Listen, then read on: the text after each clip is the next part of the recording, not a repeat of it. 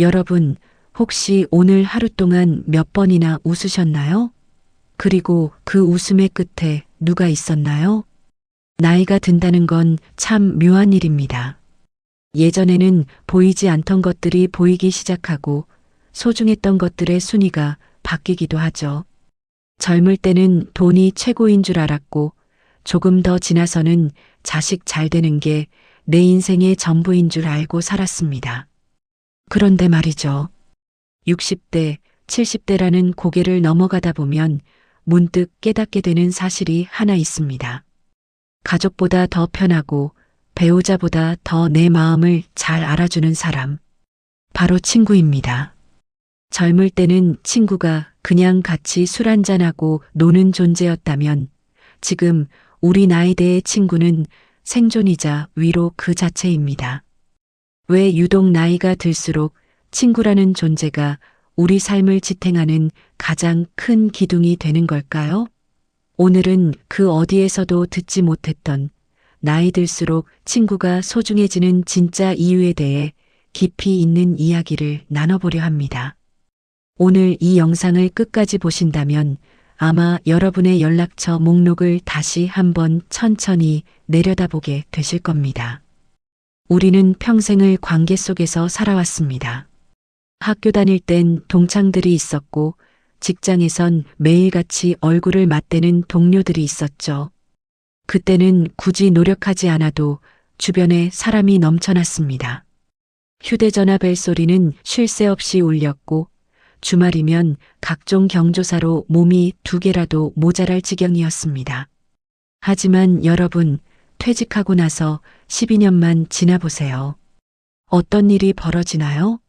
그 많던 인맥이라는 것들이 썰물처럼 빠져나갑니다. 직장이라는 공통분모가 사라지면 매일 형님 아우하던 사이도 순식간에 남이 됩니다. 처음에는 아유, 이제 귀찮은 술자리 안 가도 되니 속이 다 시원하다 싶으실 겁니다. 집에서 편하게 쉬는 게 천국 같죠. 그런데 문제는 그 다음부터입니다. 시간이 지날수록 집안의 적막함이 뼈저리게 느껴지기 시작합니다. 거실에 앉아 TV 채널만 돌리다가 문득 깨닫는 거죠. 오늘 내가 누군가와 대화를 나눈 게 언제였지? 사회적 역할이 사라진 노년의 삶에서 우리는 급격한 소외감을 느낍니다. 이때 우리 곁에 남는 사람들은 비즈니스로 만난 사람이 아닙니다. 이해 타산 없이 오랫동안 나를 지켜봐 왔던 친구들입니다. 야, 너 그때 기억나냐? 한마디에 40년 전으로 돌아갈 수 있는 사람. 나의 가장 찬란했던 시절과 가장 초라했던 시절을 모두 알고 있는 사람. 그런 친구 한 명이 텅 빈 거실에서 느끼는 고독감을 한순간에 채워줍니다. 나이가 든다는 건 관계가 줄어드는 과정이지만 동시에 진짜 알맹이만 남는 과정이기도 합니다. 많은 분이 노후 대책으로 자식을 생각하곤 합니다. 그래도 내 자식만큼은 나를 챙겨주겠지. 자식이 있으니까 외롭지 않을 거야. 물론 자식은 소중합니다. 내 목숨보다 귀하죠.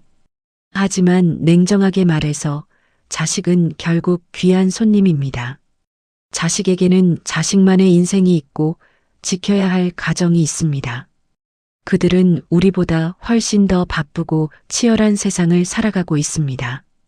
어느 날 문득 자식에게 전화를 걸었는데 바쁘다며 서둘러 끊는 목소리를 들을 때 그 서운함은 이루 말할 수 없습니다. 하지만 그걸 서운해하면 안 됩니다. 그게 순리니까요. 자식에게 내 외로움을 기대기 시작하면 그때부터 관계는 뒤틀리기 시작합니다. 부모는 서운해하고 자식은 부담스러워하는 비극이 시작되는 거죠. 바로 이 지점에서 친구의 역할이 빛납니다. 친구는 자식처럼 나를 걱정하게 만들지도 않고 배우자처럼 잔소리를 하지도 않습니다. 왜냐고요?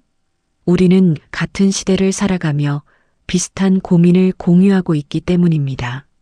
무릎이 아픈 고통, 손주 녀석 재롱 피우는 이야기, 먼저 떠난 지인들에 대한 슬픔 이런 것들은 자식에게 말하면 노인네 푸념이 되지만 친구에게 말하면 깊은 공감이 됩니다.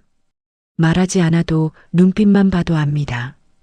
그래, 나도 그래. 너만 그런 거 아니야. 이 한마디가 100마디 효도보다 더 큰 위로가 될 때가 있습니다. 친구는 내 인생의 짐을 나누어 드는 사람이 아니라 옆에서 같이 짐을 지고 걸어가는 동반자이기 때문입니다.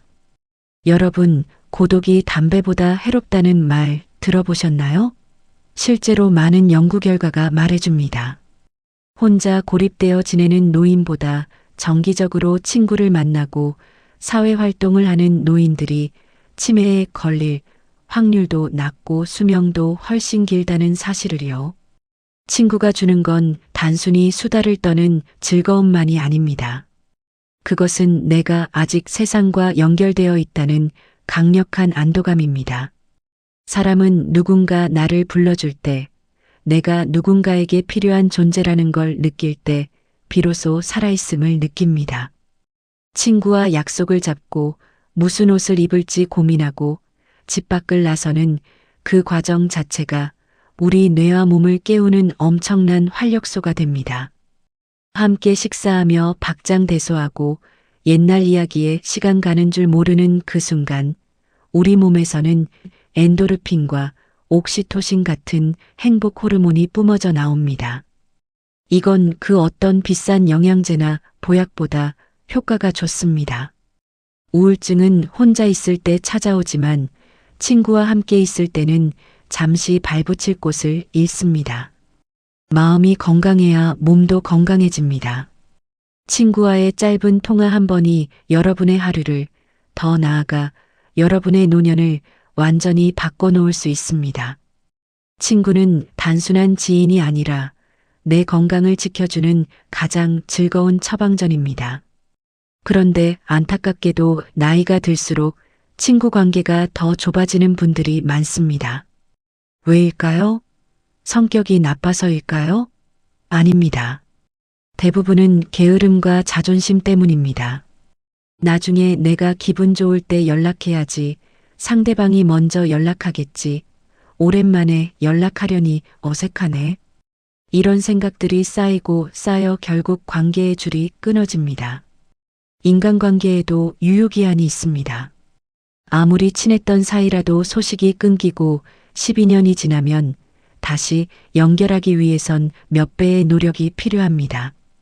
특히 나이가 들면 먼저 연락하는 것을 지는 것이라고 생각하거나 자존심 상하는 일로 여기는 분들이 계십니다.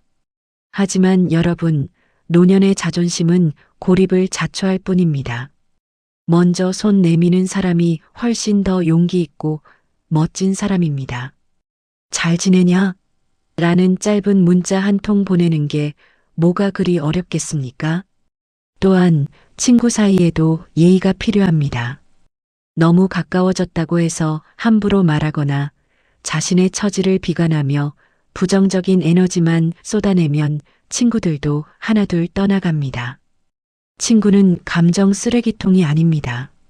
함께 웃기 위해 만나는 사이라는 걸 잊지 마세요. 관계를 유지하는 건 정원을 가꾸는 것과 같습니다. 물을 주지 않으면 꽃은 시듭니다. 먼저 웃고, 먼저 안부를 묻고, 가끔은 작은 배려를 건네는 노력이 있어야만 그 우정이라는 꽃이 평생 향기를 발할 수 있습니다. 자, 이제 영상을 마무리하며 여러분께 숙제를 하나 드리고 싶습니다. 지금 바로 휴대전화를 들어보세요. 그리고 연락처 목록을 천천히 내려보세요. 이름만 봐도 마음 한구석이 따뜻해지는 사람, 혹은 얘는 요새 어떻게 살까? 궁금했던 친구가 분명히 있을 겁니다. 망설이지 말고 지금 바로 문자 한 통 보내보세요. 갑자기 내 생각이 나서 연락했어. 잘 지내고 있지? 이 짧은 한마디면 충분합니다. 상대방도 아마 여러분의 연락을 기다리고 있었을지 모릅니다. 어쩌면 그 친구도 외로운 오후를 보내고 있다가 여러분의 메시지를 보고 환하게 웃을지도 모르죠. 그 작은 용기가 끊어졌던 우정의 고리를 다시 잇고 여러분의 앞날을 더 풍요롭게 만들어줄 겁니다. 나이가 들수록 세상은 점점 좁아지고 사람은 줄어들기 마련입니다. 그래서 지금 우리 곁에 남아있는 사람들이 더욱 소중한 것입니다. 친구는 나중에 만드는 게 아닙니다. 지금 내 곁에 있는 사람을 정성껏 지키는 것입니다. 여러분의 노년이 고독한 섬이 아니라 소중한 친구들과 함께하는 활기찬 숲이 되기를 진심으로 응원합니다. 오늘 영상이 도움이 되셨다면 지금 생각나는 그 친구에게 이 영상을 공유해 보는 건 어떨까요? 구독과 좋아요는 여러분의 우정을 응원하는 저에게 큰 힘이 됩니다. 오늘도 사랑하는 사람들과 함께 행복한 하루 보내시길 바랍니다. 감사합니다.